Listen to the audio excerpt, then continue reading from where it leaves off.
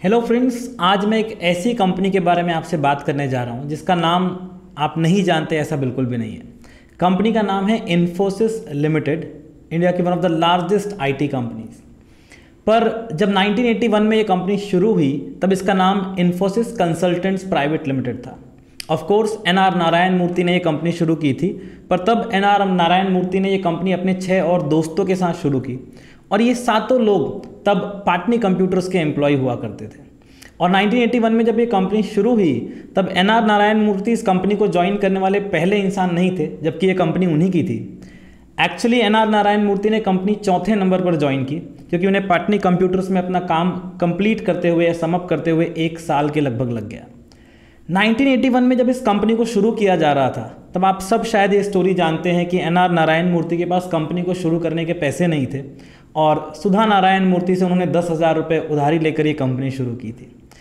इस कंपनी को जब 1981 से लेकर के 1993 तक रन करते हुए 93 में कंपनी का जब आईपीओ आया तब कंपनी के शेयर का इश्यू प्राइस रखा गया था 95 रुपीज़। और आज आपको ये जानकर बहुत आश्चर्य होगा कि 95 रुपीज़ के इश्यू प्राइस वाला या ये इशू अंडर सब्सक्राइब हो गया था, यानी जितने शेयर्स कंपनी बेचना चाह रही थी उसे खरीदने वाले लोग नहीं थे। तब मॉर्गन स्टैनली ने 13% शेयर्स एक्वायर करके इस आईपीओ को बचाया और कंपनी लिस्टेड हो गई। पर मज़ेदार बात ये थी कि 95 रुपीज़ में जिस शेयर को खरीदने को लोग रेडी नहीं थे, लिस्टिंग पर वो अपने इशू प्राइस से 60% ऊपर लगभग 145 रुपये पर लिस्ट हुआ। इससे भी मज़ेदार बात यह है कि इसकी जो जर्नी है, अगर हमारे घर में से किसी ने उस समय 1993 में इस कंपनी के 100 शेयर खरीद लिए होते, जो उस समय उन्हें पड़ते 9,500 रुपये, 9,500 रुपीज़ ओनली।